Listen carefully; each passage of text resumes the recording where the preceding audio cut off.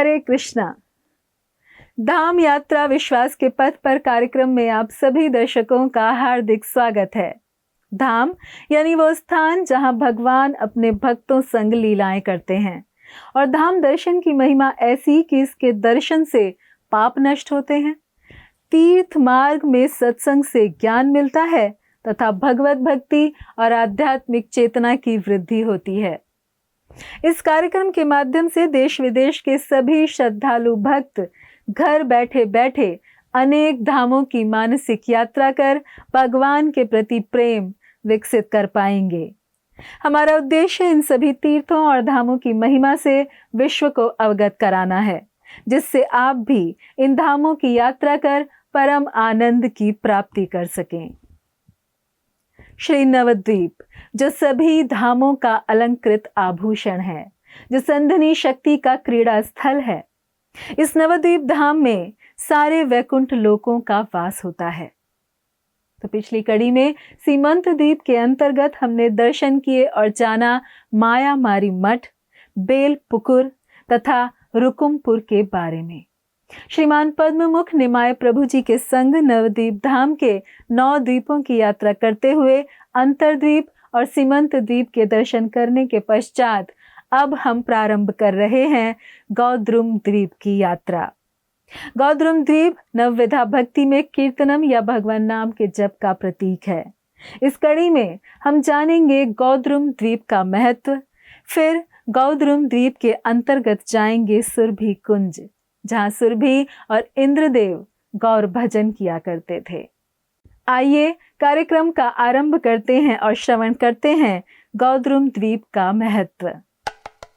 नादिया नादिया नादिया नादिया नादिया नादिया गौद्रुमे नित्यानंद महाजन पाथिया चे नाम हता जीवेरा करान। नादिया नादिया गौद्रुमे नित्यानंद महाजन पाथिया चे नाम हता जीवेरा करान। नादिया। हरे कृष्णा कृष्ण कृष्ण हरे हरे, हरे रामो राम राम हरे हरे। हरे कृष्णा। नवद्वीप धाम परिक्रमा में, नवद्वीप धाम दर्शन में अंतर्द्वीप और सीमंतद्वीप दर्शन करने के बाद तीसरी जो द्वीप हम दर्शन करेंगे वो है गौद्रुम द्वीप। हमने पहले सुना है कि नवद्वीप धाम में गंगा नदी का पूर्व तट पे 4 द्वीप है, अंतर्द्वीप, सीमंतद्वीप, गौद्रुम द्वीप और मध्यद्वीप। तो और भी हमने सुना है कि 16 नदियां हैं नवद्वीप धाम में। हालांकि ये जो नदियां अभी नहीं दिख रहे हैं हमें, ये लुप्त हो गए हैं। कुछ नदियां गिने चुने हम देख सकते हैं।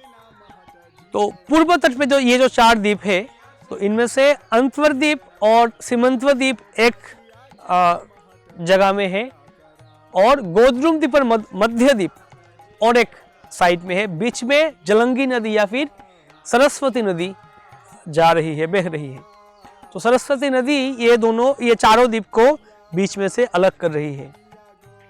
सरस्वती नदी का एक साइड में हम देख सकते हैं अंतर्द्वीप और सीमंतद्वीप है और दूसरी साइड में गौद्रुम द्वीप और मध्यद्वीप है। इसका मतलब इस्कॉन मंदिर अंतर्द्वीप से जाएंगे गौद्रुम द्वीप में तो हमें जलंगी नदी क्रॉस करना पड़ेगा। सो गौद्रुम द्वीप ये कीर्तनाख्य भक्ति का प्रतिनिधित्व करते हैं, स्वरूप है, प्रकाश है। अंतर्द्वीपता आत्मनिवेदनम, सीमंतद्वीपता श्रवणम और गौद्रुम द्वीप कीर्तनम। हरे कृष्णा कृष्णा कृष्णा हरे हरे, हरे राम राम राम हरे हरे, हरे कृष्णा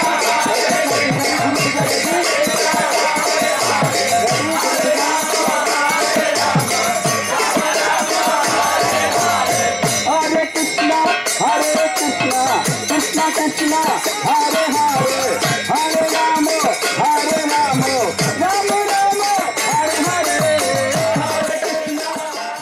तो ये गौद्रुम द्वीप का नाम गौद्रुम द्वीप क्यों है, ये हम सुनेंगे, अभी चर्चा करेंगे। हम हर द्वीप पे जब जाएंगे तो उस द्वीप का नाम क्यों वो द्वीप हुआ, जैसे अंतर्द्वीप का नाम अंतर्द्वीप क्यों हुआ, सीमंतद्वीप का नाम सीमंतद्वीप क्यों हुआ, ये हम चर्चा किए हैं, सुने हैं। तो वैसे गोद्रुम द्वीप का नाम गोद्रुम द्वीप क्यों हुआ, इसके लिए भी अत्यंत सुंदर एक कहानी है, लीला है। जैसे हम अंतर्द्वीप के बारे में सुने थे कि अंतर्द्वीप का नाम अंतर्द्वीप क्यों हुआ, कि ब्रह्मा जी ब्रह्म विमोहन लीला के बाद, हम थोड़ा रिवाइज कर लेते हैं। ब्रह्मा जी ब्रह्म विमोहन लीला के बाद आए थे अंतर्द्वीप में, वो खुश नहीं थे मन में, हृदय में। हालांकि भगवान श्री कृष्ण भगवान ने उनको क्षमा कर दिए थे, लेकिन फिर भी ब्रह्मा जी स्वयं प्रसन्न या फिर संतुष्ट नहीं थे। उनका मन में वो अपराध भाव था, वो सोच रहे थे कि अनुताप पश्चाताप भाव था, वो सोच रहे थे कि मैं क्यों बार बार ऐसे अपराध करता हूँ। मेरा जो अपराध करने का जो प्रवृत्ति, अपराध करने का जो नशा है, अपराध करने का जो दोष है, इस दोष को मैं हटाना चाहता हूँ। इसलिए वो अंतर्द्वीप में आके भजन करने लगे और श्री चैतन्य महाप्रभु उनके सामने प्रकट होकर उनका अंतर का वाद, हृदय का वाद व्यक्त किए। इसलिए इस द्वीप को कहा जाता है अंतर्द्वीप। वैसे ही द्वापर युग में कृष्ण भगवान का और एक बहुत ही प्रसिद्ध लीला था, वो है गोवर्धन धारण लीला, गिरिधारी भगवान का लीला।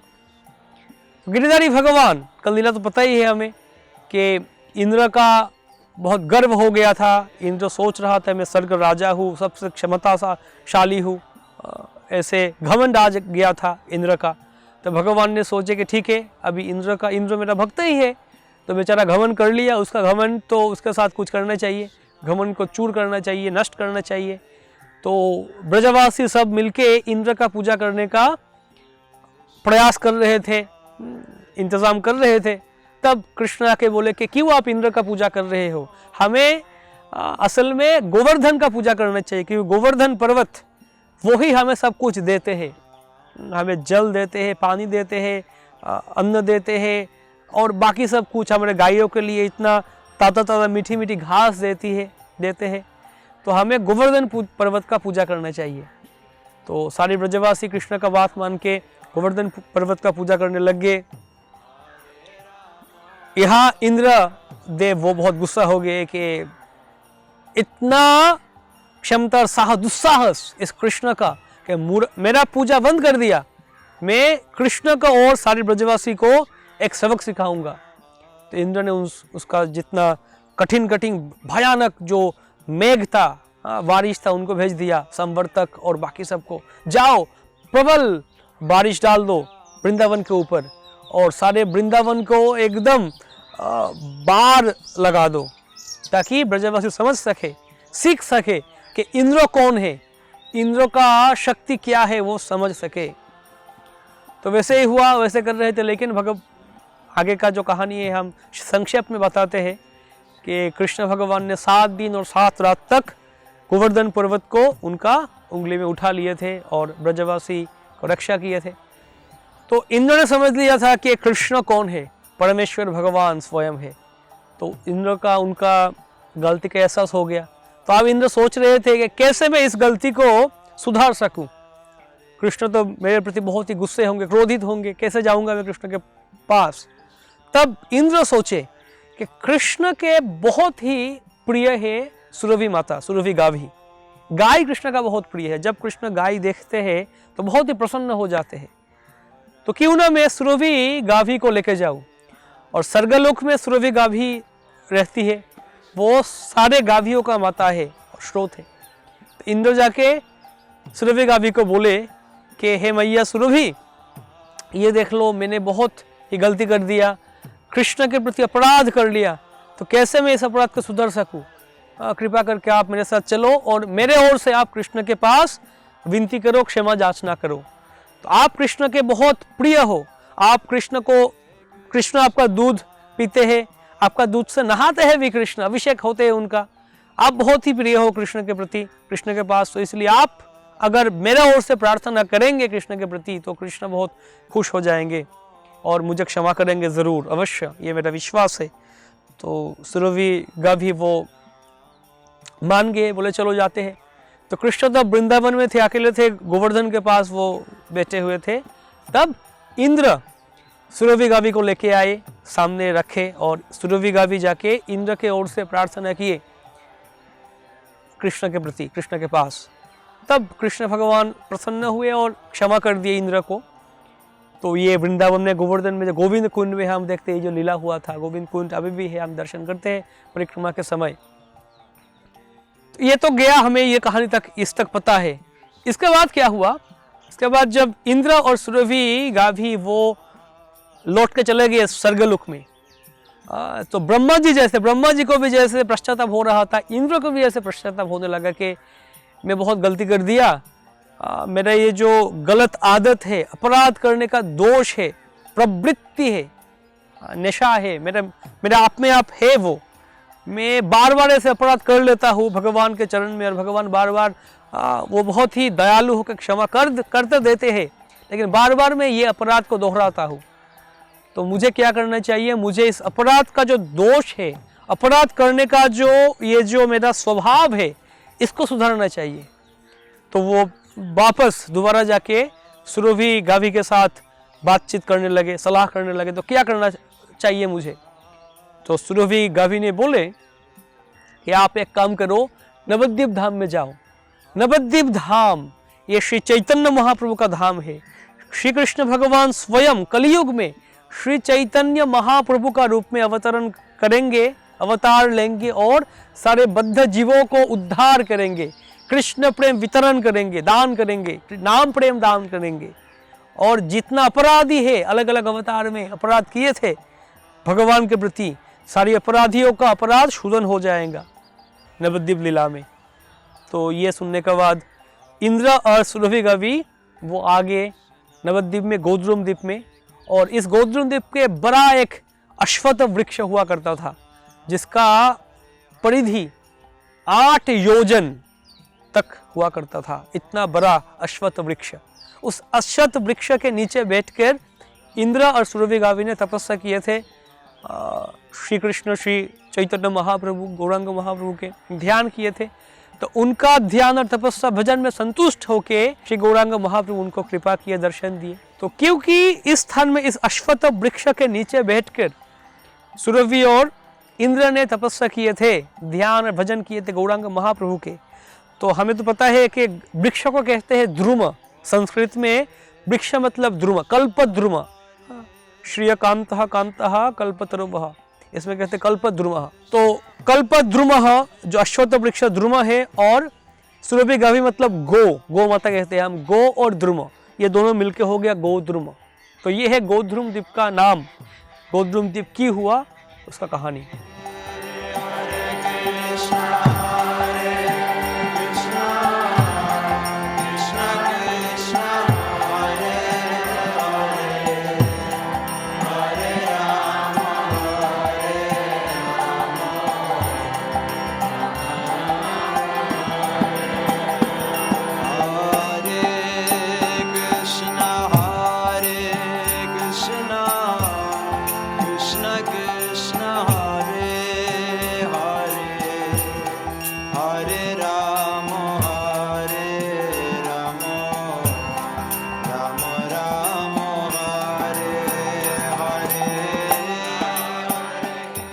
और एक कहानी है गोद्रुम द्वीप के बारे में। मार्कंडेय ऋषि का नाम पता है हमें पुराण से। मार्कंडेय ऋषि को वर मिला था कि वो 7 कल्प तक जीवित रहेंगे। 7 कल्प मतलब, एक कल्प मतलब जब सत्य, त्रेता, द्वापर और कलियुग 4 युग होते हैं, जब एक बार घूम के जाते हैं उसको कहते हैं एक युग चक्र, वैसे एक चतुर्युग। वैसे अगर एक चतुर्युग 1000 बार चतुर्युग हो जाता है, मतलब 1000 बार सत्य, त्रेता, द्वापर और कली घूम के जाते हैं, तब होते हैं एक कल्प, मतलब ब्रह्मा जी का एक दिन 12 घंटा। तो वैसे 7 कल्प तक जीवित रहने का वर मिला था ब्रह्मा जी को। और ब्रह्मा जी का हर एक कल्प के बाद प्रलय हो जाता है, सब कुछ नाश हो जाता है, पृथ्वी लोक, स्वर्ग, मर्त्य, पाताल सब लोग ध्वंस नाश हो जाते हैं। तो मार्कंडेय ऋषि का ये वर मिला था कि वो ये प्रलय दर्शन करेंगे, और खुद ने वो वर मांगे थे। तो अभी ऐसे जब प्रलय हो रहा था, मार्कंडेय ऋषि इस प्रलय जल में वो तैर रहे थे, इतना भयानक दृश्य था वो। कभी कभी दिखाई देते, कभी हॉलीवुड मूवी में सोच लो, या फिर ऐसे कुछ मूवी सीन में दिखाते हैं। सुनामी का दृश्य आ गया, सब लोग, सब वार में सब कुछ बह रहा है, सब कुछ नाश हो रहा है, इतना भयानक दृश्य होते हैं। लेकिन आप मान लीजिए ये तो कल्पना है, लोगों का, मनुष्य का कल्पना में वो लोग दिखा रहे हैं, इतना कठिन दृश्य है। लेकिन जब असल में महाप्रलय, खंड प्रलय होता है, तब कितना कठिन दृश्य होता है, कितना भयानक दृश्य वो है। तो ये देखकर मार्कंडेय ऋषि भयभीत हो गए और तैर रहे थे प्रलय जल में। तो अचानक देखे इस प्रलय में एक द्वीप जैसे एक स्थान वो तैर रहे हैं। जितना भी इस जल, प्रलय का जो पानी है, जल है, वो ऊपर जा रहा है, उतना ही ये द्वीप ऊपर जा रहा है, तैर रहा है। तो तैरते तैरते मार्कंडेय ऋषि इस द्वीप का पास आ गए। तो अचानक देखे सुरभि गाभी इस स्थान में है। तो सुरभि गाभी कृपा करके मार्कंडेय ऋषि का उद्धार कर लिए, उठा लिए स्थल में, इस द्वीप में। तब मार्कंडेय ऋषि पूछने लगे, हे माता, आप इस स्थान में क्या कर रहे हो? आप तो स्वर्गलोक में रहती हो, और यह स्थान क्या स्थान है, क्या जगह है? जब पूरा संसार नाश हो गया इस प्रलय में, तब कैसे यह स्थान बच गया, अभी भी है? तब सुरभि गाभी ने कह रहे थे कि वो यह स्थान है नवद्वीप धाम, श्री चैतन्य महाप्रभु का धाम। कलियुग में श्री चैतन्य महाप्रभु का रूप में श्री कृष्ण भगवान अवतार लेंगे और सारे जीवों को कृष्ण प्रेम, नाम प्रेम दान करेंगे। और ये है उनका धाम जो सर्वतीर्थों का स्रोत है, सार है। सर्वतीर्थ धाम इस स्थान में रहते हैं। ये बहुत ही महावदान्य अवतार है भगवान का, और महावदान्य धाम भी है। तब मार्कंडेय ऋषि बोलने लगे, मैं बहुत अपराधी हूँ, पापी हूँ। मैं कैसे ये वर मांग लिया कि मैं 7 कल्प तक दर्शन करना चाहता हूँ। ये ऐसा आशा, ऐसा इच्छा जग गया मेरा मन में, और मैं ऐसे वर मांग लिया, तो इसलिए मुझे ये सब प्रलय देखना पड़ रहा है अभी। तो कैसे मैं इस अपराध या कर्म से बच सकूं? तब सुरभि गाभी ने कहे कि आप इस स्थान में बैठकर श्री गौरांग महाप्रभु का भजन करो। श्री गौरांग महाप्रभु का भजन में कोई कर्मफल का चिंता नहीं, सभी कर्मफल नाश हो जाता है इस स्थान में, इस महाप्रभु का भजन में। तो यह सुनकर मार्कंडेय ऋषि और सुरभि गाभी दोनों इस स्थान में गौरांग महाप्रभु का भजन करने लगे। तो इसलिए इस स्थान का ये महत्व है। तो इस गोद्रुम द्वीप कीर्तनाख्य भक्ति है, इसे नंदग्राम से अभिन्न कहा जाते हैं। स्थान कीर्तनाख्य भक्ति है। तो इस स्थान में हम प्रार्थना करते हैं श्री चैतन्य महाप्रभु के प्रति कि वो हरिनाम संकीर्तन के लिए, हरिनाम जप कीर्तन के लिए जो हमारा रुचि है वो बढ़ाए, रतिमति बढ़ाए। हम कीर्तन करने के लिए अपराध शून्य होके हम कीर्तन कर पाए, शुद्ध नाम कर पाए, इसलिए हमें प्रार्थना करना चाहिए और भगवान का नाम, गुण, रूप, लीला का कीर्तन कर सके। धन्यवाद सबको। हरे कृष्ण। अपराध शून्य होय लोहो कृष्ण नाम, अपराध शून्य होय लोहो कृष्ण नाम, अपराध शून्य होय लोहो कृष्ण नाम, अपराध शून्य होय लोहो कृष्ण नाम। कृष्ण माता कृष्ण पिता कृष्ण धन प्राण, कृष्ण माता कृष्ण पिता कृष्ण धन प्राण, ओ कृष्ण माता कृष्ण पिता कृष्ण धन प्राण, कृष्ण माता कृष्ण पिता कृष्ण धन प्राण। नादिया नादिया नादिया नादिया नादिया गौर में नित्यानंद महाजन पाथियाचे नाम महता जीवेरा करा। अब हम जाएंगे सुरभि कुंज, जो व्रज के सुरभि वन से अभिन्न है। বড় সুখের খবর গায়, বড় সুখের খবর গায়, বড় সুখের খবর গায়, বড় সুখের খবর গায়।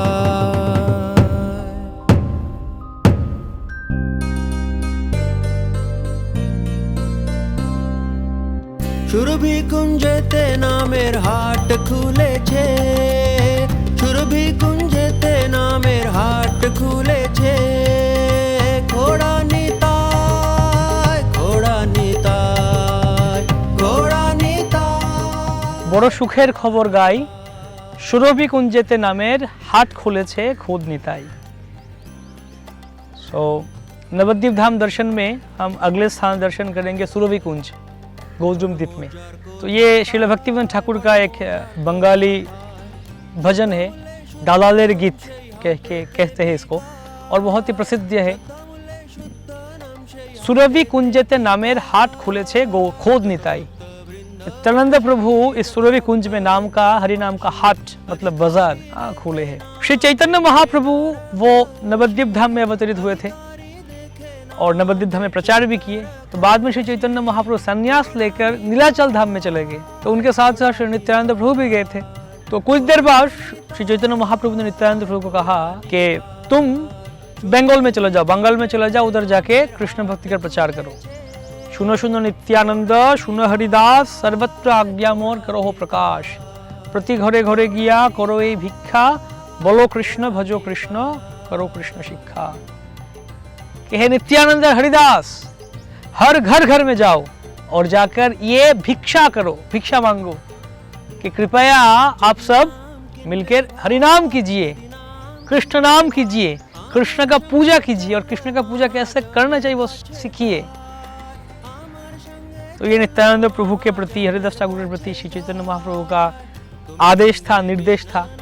तो जिसको पालन करने के लिए श्री नित्यानंद प्रभु ने मायापुर धाम में आए, नवद्वीप धाम में आए, और यहाँ आके उन्होंने नाम भट्ट का प्रचार किए, नाम भट्ट का स्थापना किए। पहले तो नदिया गोद्र में नित्यानंद महाजन, पातिया छे नाम हट्टो जीवेरो कारण। नदिया गोद्रुमे नित्यानंद महाजन, नदिया गोद्रुमे नित्यानंद महाजन, पातिया छे नाम हट्टो जीवेरा कारण, पातिया छे नाम हट्टो जीवेरा कारण। नदिया, नदिया के मतलब नवद्वीप में, गोद्रुम द्वीप में नित्यानंद महाजन, हमारा महाजन है नित्यानंद प्रभु। पातियाचा नाम हट्ट का स्थापना की है नित्यानंद प्रभु। तो ये है बहुत ही महत्वपूर्ण स्थान हमारा गौड़ीय वैष्णव संप्रदाय में। जो हमारा गौड़ीय वैष्णव संप्रदाय जो है वो प्रचार मुखी गोष्ठियानंदी संप्रदाय है। पहले तो वैष्णवों में, भक्तों में से दो तरह का वैष्णव होते हैं। एक तरह का वैष्णव है गोष्ठियानंदी और दूसरी तरह का वैष्णव है विविक्त्यानंदी। उनको विविक्त्यानंदी भी कहा जाता है या फिर आत्मीयानंदी, भजनानंदी के नाम से भी कहा जाते हैं। तो जो विविक्त्यानंदी या फिर आत्मीयानंदी या फिर भजनानंदी है, उनका जो मूल लक्ष्य होते हैं स्वयं का उद्धार, स्वयं का भजन, स्वयं का भक्ति करना और कृष्ण प्रेम लाभ करना, प्राप्त करना, ये उनका मूल उद्देश्य है। इसके लिए वो व्यस्त रहते हैं।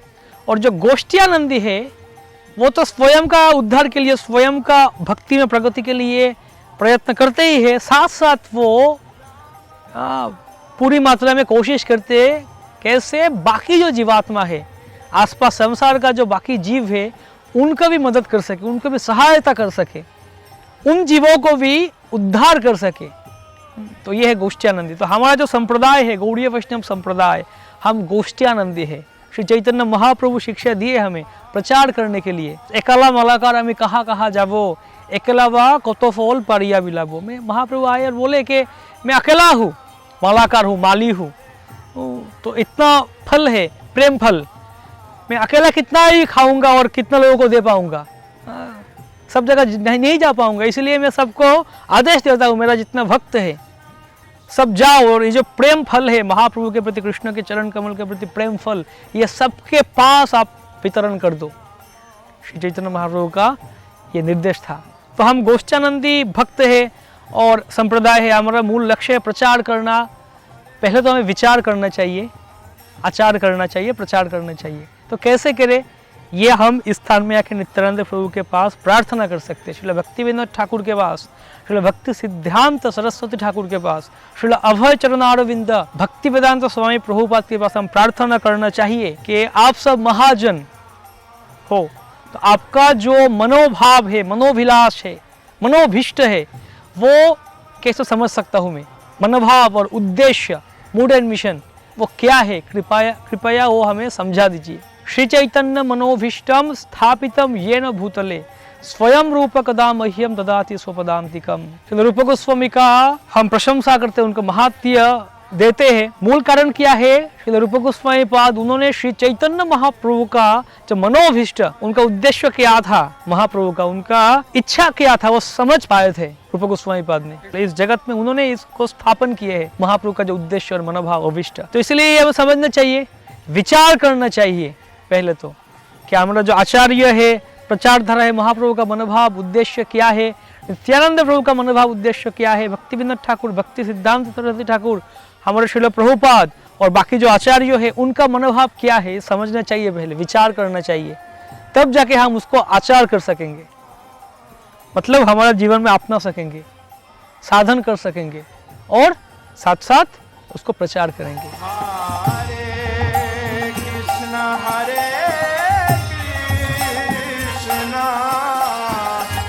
कृष्णा कृष्णा हरे हरे,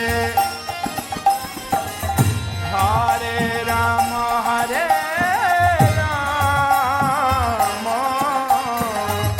राम राम हरे हरे। तो इसलिए ये स्थान बहुत महत्वपूर्ण है। हमारे भक्त आते हैं तो पहले तो हम जब इस्कॉन मंदिर से चलना शुरू करेंगे या फिर जाना चाहते हैं सुरभि कुंज में, तो हम रिक्शा या फिर टोटो वगैरह जो मिलते हैं जा सकते हैं। हुलोर घाट बोलेंगे, हुलोर घाट लेके आ जाएगा। वहाँ से हम नाव से जलंगी नदी या फिर जिसको सरस्वती नदी, जिसको अभी जलंगी नदी कहते हैं, वो हम क्रॉस करेंगे।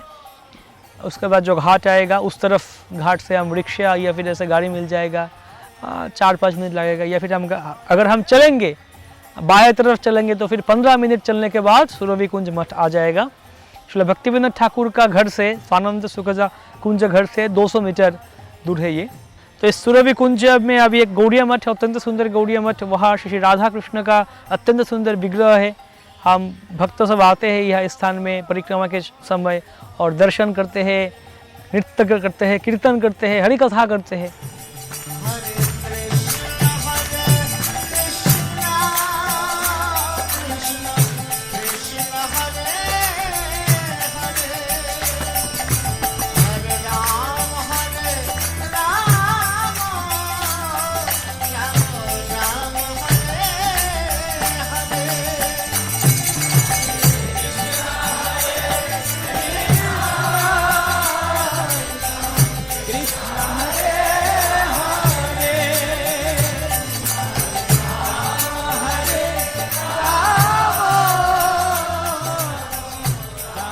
इस स्थान में हम प्रार्थना कर सकते हैं सभी आचार्यों के प्रति, ताकि हम उनका मनोभाव समझ सके और प्रचार कर सके, आचार कर सके, विचार कर सके, क्योंकि यही जीवन का सार है, जीवन का उद्देश्य है जिसे हम अपना सकेंगे। तो भक्ति विनोद ठाकुर कुछ देर तक, कुछ साल तक इस स्थान पे रुके थे और बाद में जब नित्यानंद प्रभु नामहट्ट स्थापन किए थे, बाद में ये सब उनका अप्रकट होने के बाद गौड़ीय वैष्णव समाज में हम जानते हैं कि कुछ देर तक, कुछ कल तक ये बंद हो गया था, बंद पड़ गया था। बाद में श्री भक्ति विनोद ठाकुर जब आए और उन्होंने उसको फिर से वापस दोबारा चालू किया प्रचार का, नामहट्ट का। तो श्री भक्ति विनोद ठाकुर जब कृष्णनगर का डिप्टी मजिस्ट्रेट थे, इस स्थान से जाया आया करते थे और इस स्थान से उन्होंने नामहट्ट का प्रचार कार्यक्रम शुरू किया था और प्रचार भाग में वो सबको जुड़े थे। और कहा जाता है इस स्थान हमारा मनोभाव, मनोभिलाष पूर्ण कर सकते हैं। अगर कोई इस स्थान में भजन करते हैं इस सुरभि कुंज में, तो फिर उनका मनोभाव सिद्ध होते हैं। हम जब गोद्रुम द्वीप का कहानी सुने थे, जहाँ कहते हैं हम के सुरभि गाभी और इंद्रदेव आके इस स्थान में भजन किए, तो यही स्थान है जहाँ सुरभि कुंज में, जहाँ सुरभि गाभी आए थी और भजन किए थे। तो इसलिए इस स्थान को सुरभि कुंज कहा जाता है और कहा जाता है कि सुरभि गाभी नित्यकाल तक इस स्थान में वास करती है, सुरभि मैया। तो उनसे भी हम प्रार्थना कर सकते हैं, इंद्रदेव से प्रार्थना कर सकते हैं। तो ये बहुत ही महत्वपूर्ण स्थान है हमारा संप्रदाय के लिए। हरे कृष्णा।